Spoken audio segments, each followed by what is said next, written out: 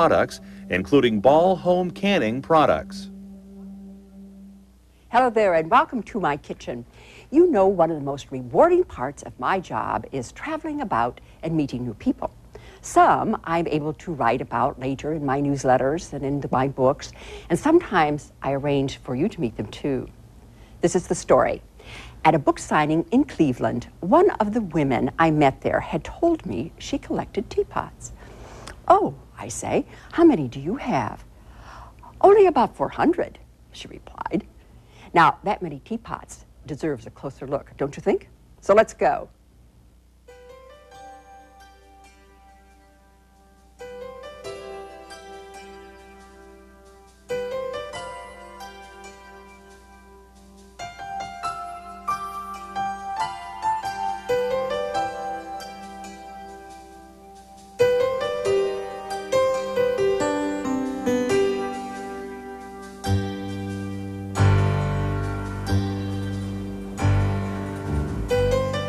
Eve, you weren't kidding when you told me you had a lot of teapots. I'm so impressed.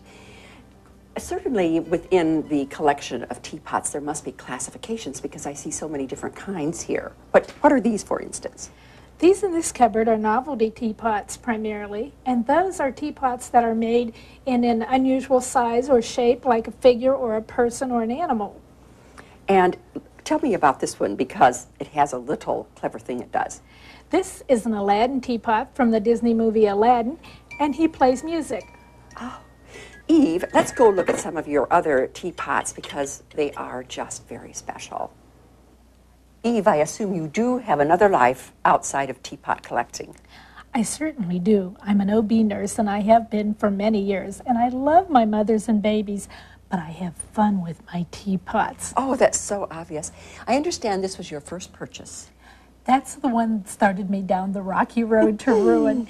It's an English teapot, as is the one next to it, which is a King Edward VII and Alexandra commemorative. It's featured in Edward Brema's book on novelty teapots, and I think it's the only one.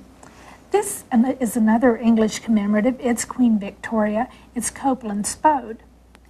And then this is a little Wedgwood teapot, the simple yet perfect SYP invented by Lord Peter Dundonald, who thought he had a great idea. You put the tea in the top, and then you put hot water in, turned it over to brew it, and then you brought it up to serve. But the tea bag came along, and it was totally unnecessary. Clever idea. This is a Castleford teapot with a sliding lid. The lid slides rather than lifting straight up off. That way, when you pour it, the lid doesn't drop into your tea. Oh, and it's so beautiful. And this is a Wedgwood Crimson Jasper ware. It was only made for a few short months in the 1920s because the crimson color bled through onto the white decals, so they stopped production. Very, very rare. This is probably my favorite. It's a Balique First Black Mark thistle pattern with a delicate pink blush. It makes a wonderful cup of tea, but I've only used it once because I don't want to hurt it. Eve, I've been thrilled to see your collection and I've learned so much. However, could you possibly brew me a cup of tea? Certainly. The English have a wonderful custom called elevenses, and it's just about that time now, so why don't we have a cup of tea? Sounds good to me. The table is set for elegant elevenses. We have some silver tea strainers there. We have a jam spoon. We have a couple of children's spreaders that are reputed to have come from the Cyberling estate. I know you visited Stan Hewitt Hall in Akron. We were so impressed. These are supposed to be the children's wear from there. We have some pearl-handled knives, and we have an assortment of teapots. Lovely. One of the ones that always gets some comment is the Neptune one down there on the end, the Balique pink trim Neptune. Beautiful. I noticed the cups. They're very different.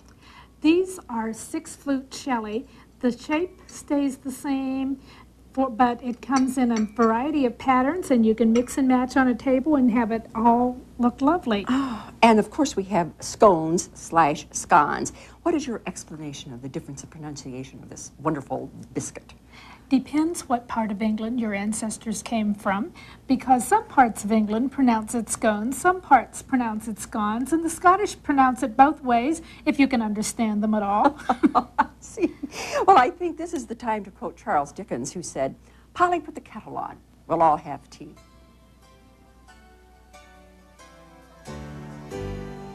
What an astonishing collection, and doesn't she enjoy it?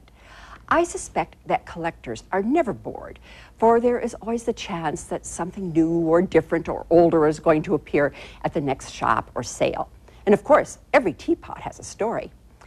Thinking of those teapots and tea brought to mind this old-fashioned recipe for blueberry gingerbread, for it would be perfect to serve at a tea party or to have as a snack with a cup of tea all by yourself. It is a New England recipe where we know that tea was so important that it caused a revolution. And even better, it's a most delectable, simple cake to make. Here are the ingredients. 1 cup of blueberries, fresh or frozen. If frozen, place on a paper towel and allow to thaw and drain for 1 hour. 1/2 cup butter, no substitutes please, at room temperature. 3/4 cup light brown sugar, 2 eggs, 2 cups of flour, 1 teaspoon salt, 1 teaspoon ginger, 1/4 teaspoon cinnamon, 1/4 teaspoon mace, 1 cup of buttermilk at room temperature, 1 teaspoon of baking soda, and 1/4 cup light molasses. First, let's combine the buttermilk and the soda so it can, as we say, act. In other words, it's going to puff up. There's going to be a chemical reaction going on here. You should do that 8 to 10 minutes in advance of when you're going to add it to the batter. And so that's all finished. We've got another one over here ready to go. Beat the butter now for just a few seconds. That's just to soften it up good. Then gradually add the brown sugar. And we have that done too. And beat that for 5 to 7 minutes. You want quite a bit of air into this. Then we're going to add the eggs one at a time, blending well after each addition. Well, that's a good egg, and there's no shell in it, and no little specks of blood. This particular sweet gingerbread dates back to the Middle Ages, when fair ladies presented rather hard honey-spiced bread, and they called it gingerbread, as a favor to those plumed knights that were going into battle on horseback. Through the years, though, the bread changed, and it has become the soft cake that we know and love today. At least some of us do. Then, in a measuring cup, because it's easier to transfer to the mixer, whisk together the flour, the salt, ginger, cinnamon, and the mace. The mace adds a lovely touch to this. And combine this before you add it to the butter-egg mixture. Begin adding the dry ingredients to the batter mixture, alternately with the buttermilk. And here I'm going to show you that proofed buttermilk that we had made earlier. See the difference? Isn't that fascinating? That's the chemistry of cooking. And then add half of the buttermilk, 1/3 of the flour, and half the buttermilk. Now, more gingerbread stories, people. During the years, gingerbread was really firm and hard, rather like our ginger snaps. It was wonderfully decorated, sometimes even with gold leaf.